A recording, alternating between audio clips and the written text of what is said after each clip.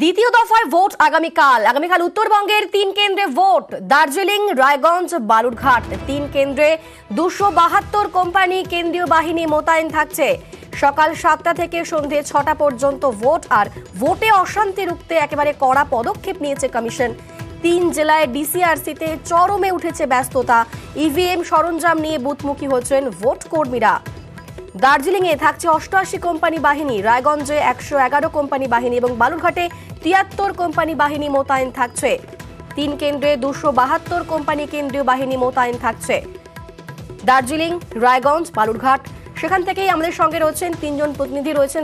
শিলিগুড়ি থেকে রয়েছেন প্রতিনিধি পার্থ এবং বালুরঘাট থেকে রয়েছেন প্রতিনিধি অনুপ সান্যাল, অপরদিকে ইসলামপুর থেকে রয়েছেন প্রতিনিধি চঞ্চল। আমরা প্রথমেই নজর রাখবো শিলিগুড়ির দিকে। শিলিগুড়িতে কতটা ব্যস্ততার ছবি, সেখানে ডিসিআরসি কেন্দ্রের কি অবস্থা? আমাদের সঙ্গে পার্থ রয়েছেন, পার্থ বলতে পারবে। পার্থ, শেষ মুহূর্তের প্রস্তুতি ছবিটা সেখানে কিরকম রয়েছে? একেবারে তাই, শেষ মুহূর্তের প্রস্তুতি কিন্তু এখন তুঙ্গে। ইতিমধ্যে কিন্তু যারা ভোট কর্মী তারা সকাল সকাল কিন্তু পৌঁছে গেছে। শিলিগুড়ির যে ডিসিআরসি শিলিগুড়ি কলেজে করা হয়েছে সেখানে কিন্তু ভোট কর্মীরা পৌঁছে গেছে। এই শিলিগুড়ি ডিসিআরসি থেকে সমতলের 4টি জায়গায়, অর্থাৎ শিলিগুড়ি, মাটিগাড়া, নকশালবাড়ি এবং ফাঁসিদেওয়া, এই 4টি ব্লকে যে বুথগুলি রয়েছে সেই বুথগুলিতেই কিন্তু ভোট কর্মীরা এখান থেকে শিলিগুড়ি ডিসিআরসি থেকে রওনা হবে। কেননা দার্জিলিং লোকসভায় টোটাল 5খানা কিন্তু ডিসিআরসি করা হয়েছে। দার্জিলিং পাহাড়ে একটি, কার্শিয়াং পাহাড়ে, কালিম্পংয়ে এবং শিলিগুড়ির পাশাপাশি যে চোপড়া রয়েছে, চোপড়ার জন্য ইসলামপুরে ডিসিআরসি করা হয়েছে।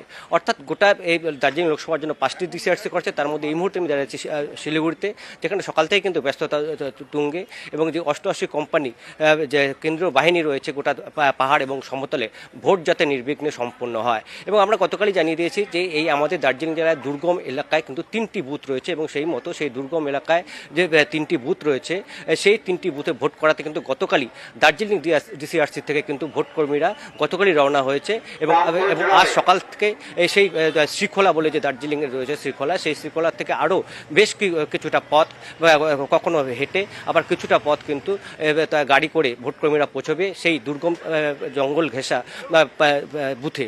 আর সমতলে প্রায় প্রতিটি যে বুথগুলো রয়েছে সেখানে শিলিগুড়ির থেকে যাবে 4টি ব্লকে, কার্শিয়াংয়ের সাব ডিভিশনে কার্শিয়াং ডিসিআরসি থেকে যাবে, কালিম্পং জেলার ভোটকর্মীরা তারা কালিম্পং ডিসিআরসি থেকে যাবে। আর চোপড়ার ভোট করাতে ইসলামপুর থেকে ভোটকর্মীরা আসবে চোপড়ার বিভিন্ন বুথে ভোট করাতে।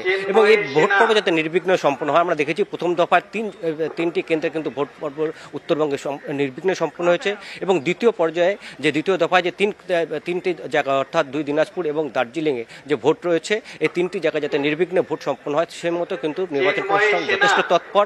এবং একদিকে যেমন কেন্দ্রীয় বাহিনী থাকছে, পাশাপাশি রাজ্য পুলিশ থাকছে এবং স্বাভাবিকভাবে সিসিটিভিতে মুড়িয়ে ফেলা হয়েছে প্রতিটি বুথ কেন্দ্র, স্বাভাবিকভাবেই সতর্ক রয়েছে কমিশন। আমরা দার্জিলিং এর শিলিগুড়ির ছবি দেখলাম, এবার নজর রাখবো বালুরঘাটের দিকে। বালুরঘাট হাই ভোল্টেজ কেন্দ্র, সেখানে রীতিমতোই অশান্তি রুখতে কড়া পদক্ষেপ নিয়েছে কমিশন এবং সেখানকার ডিসিআরসিতে চরম ব্যস্ততা রয়েছে।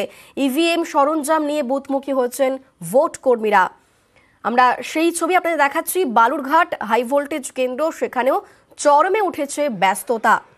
ইভিএম সরঞ্জাম নিয়ে বুথমুখী ভোট কর্মীরা আমাদের সঙ্গে সেখান থেকেই রয়েছেন প্রতিনিধি অনুপ সান্যাল। অনুপ, হাই ভোল্টেজ কেন্দ্র সেখানে যাতে নির্বিঘ্নে ভোট হয় তার জন্য কি কি ব্যবস্থা নেওয়া হচ্ছে, কতটা সতর্ক রয়েছে কমিশন, কিরকম ছবি এই মুহূর্তে?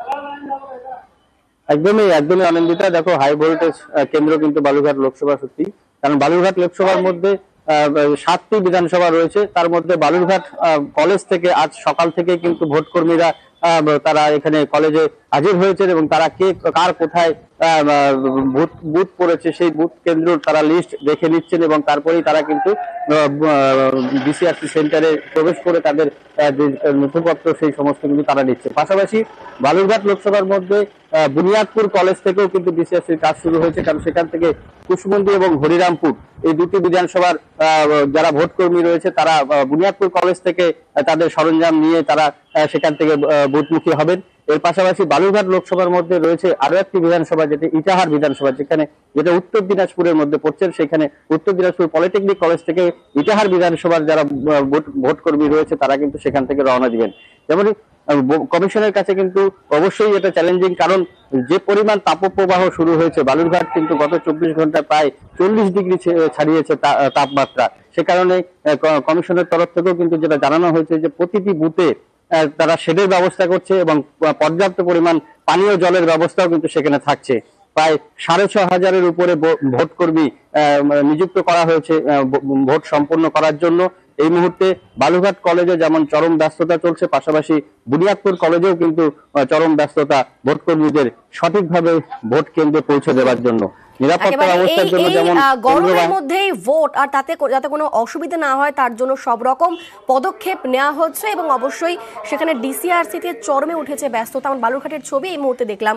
এবার নজর রাখবো একটু ইসলামপুরের দিকে, সেখান থেকেই রয়েছেন প্রতিনিধি চঞ্চল। আগামীকালই তো ভোট, এই গরমের মধ্যেই ভোট হচ্ছে, যাতে নির্বিঘ্নে ভোট হয় তার জন্য কোন কোন ব্যবস্থা নেওয়া হচ্ছে, কি ছবি?